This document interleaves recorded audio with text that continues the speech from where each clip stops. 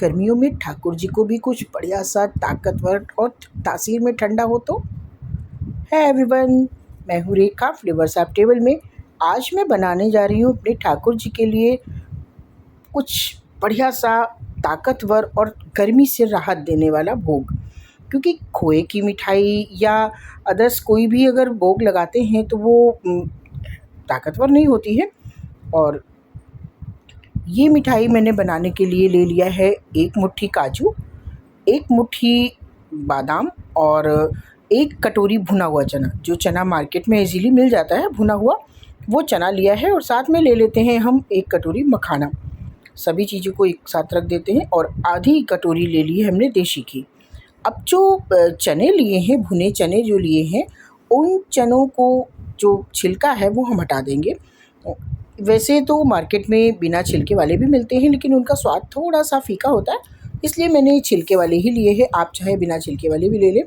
छिलकों को हटाने के बाद फिर गैस पर रखते हैं एक पैन, और पैन में डालेंगे 1 चम्मच घी। अभी घी बहुत थोड़ा सा डालेंगे और इसमें हम ऐड कर देंगे काजू और बादाम। यहाँ पर आप ड्राई फ्रूट्स कुछ और भी ले सकते हैं, लेकिन गर्मी है और ठाकुर जी को भी गर्मी लगती है, इसलिए मैंने सिर्फ काजू और बादाम लिया है। और ये बादाम जो है वो देवगिरी है, यहाँ पर मामरा नहीं लेंगे। ये बादाम बहुत ज़्यादा गर्म नहीं होती, इसलिए इसको मैंने थोड़ा ही ले लिया है। और थोड़े काजू। देखिए बातों बातों में बढ़िया से दोनों काजू और बादाम तल गए हैं। इनको निकाल लेते हैं अलग प्लेट में। और जो घी बचा हुआ है, पैन गरम है, घी बचा हुआ है, उसी घी में हम ऐड कर देते हैं अपने भुने हुए चने। जो छिलके निकाल कर साफ़ करके रखे हैं, उन भुने हुए चनों को हम इसी पैन में ऐड कर देंगे और बढ़िया सा इसको हम कर लेंगे सौते। अब आप कहेंगे कि लो भाई, भुने हुए चने भी हैं और फिर भी आपने एक बार फिर से भुना। जी हाँ, भुने हुए तो हैं, लेकिन जब हम देसी घी में इसको फ्राई करते हैं यानी तलते हैं, तो बहुत बढ़िया सोंधा सा टेस्ट आता है। और हल्का सा चनों में क्रिस्पीनेस आ गया है, उसी समय पर ऐड कर देते हैं हम यहाँ पर मखाने। जो मखाने लिए थे मुझे थोड़े से कम लग रहे थे, तो मैंने 1 कटोरी मखाने और ले लिए थे।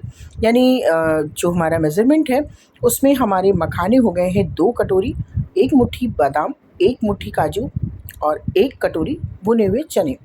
अब इनको हम बढ़िया सा रोस्ट कर लेंगे। बहुत ज़्यादा घी नहीं डालने की ज़रूरत है, कम घी में ही हम यहाँ पर रोस्ट कर लेंगे। और इतना रोस्ट करेंगे कि जो मखाने हैं वो हल्के से क्रिस्पी हो जाएं और हाथों से अच्छे से टूटने लगे। और इस तरीके से करेंगे तो पैन में अच्छे से आवाज़ आने लगेगी, यानी आपके मखाने और चने रेडी हो चुके हैं। अब इनको हम निकाल लेते हैं अलग प्लेट में, क्योंकि इन्हें हमें करना है ठंडा। लगभग 5 मिनट तक इनको हम रख देंगे ठंडे होने के लिए। 5 से 7 मिनट हो गए हैं, अच्छे से मखाने और चने ठंडे हो गए हैं। अब इनको हम ऐड कर देते हैं मिक्सर जार में। और अब इनका हमें बनाना है बहुत अच्छा सा पाउडर। लगभग दरदरा ही रहेगा, लेकिन हाँ, कोशिश करें कि थोड़ा फ़ाइन हो जाए। बहुत फ़ाइन तो नहीं होता है।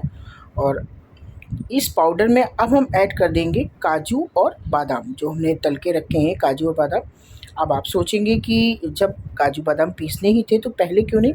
जी हाँ, पहले अगर हम काजू बादाम साथ में डालते तो वो बिल्कुल फ़ाइन पाउडर बन जाते, लेकिन इस तरीके से पीसने से आप देखिए इसमें अच्छे से काजू बादाम के पार्टिकल्स रहते भी हैं और पिसता भी है।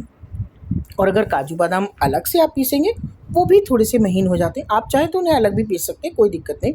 मैंने तो थोड़ी सी टाइम की सेविंग की वजह से ऐसा कर लिया। अब हम कर लेते हैं जो हमारा तैयार पाउडर है उसका मेज़रमेंट। तो ये रही 1 कटोरी, और ये है अब 2 कटोरी, और अब ये रहा आधी कटोरी। ये लीजिए मेरा बिल्कुल बढ़िया सा तैयार किया हुआ एकदम हेल्दी पाउडर। आप चाहें तो ये प्रीमिक्स बनाकर रख लें, जब चाहें तब आप इसका कोई भी चीज़ बना सकते हैं। और नहीं तो आप तुरंत बना लें तो ज़्यादा अच्छा है। अब हम इसमें ऐड कर देते हैं, जैसे कि पाउडर जो मैंने मेज़रमेंट किया था 2.5 कटोरी था, यानी 2 और आधा। तो अब हम जो चीनी लेते हैं, चीनी का बूरा, चीनी नहीं लेंगे यहाँ पर, चीनी का बूरा लेंगे। अगर आपके पास बूरा ना हो तो आप मार्केट में वैसे इजीली मिल जाता है बूरा, लेकिन अगर बूरा ना हो तो आप चीनी पीस कर भी ले सकते हैं। और इसको हम बढ़िया सा कर देते हैं मिक्स, क्योंकि कभी कभी जो बूरा होता है उसमें थोड़ी थोड़ी सी गांठें होती हैं, तो वो फोड़ते हुए मिक्स कर देंगे।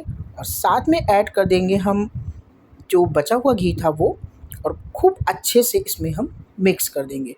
और देखिए कोशिश करेंगे हाथ से बांधने की, नहीं बंध रहा है तो अब हम 2-3 चम्मच दूध डालेंगे।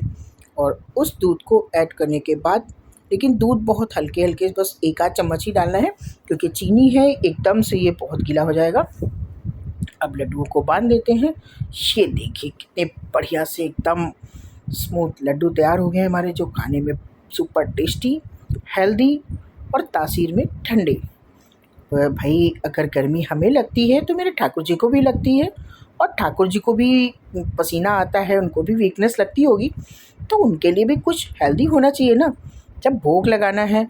और देखिए ये तो बात सच है कि भोग लगाएंगे, ठाकुर जी का तो नाम है, लेकिन ये हेल्दी लड्डू प्रसाद में खाने तो हम लोगों को ही है ना, तो क्यों ना हम ठाकुर जी के लिए भी अच्छा सा हेल्दी प्रसाद बनाएं।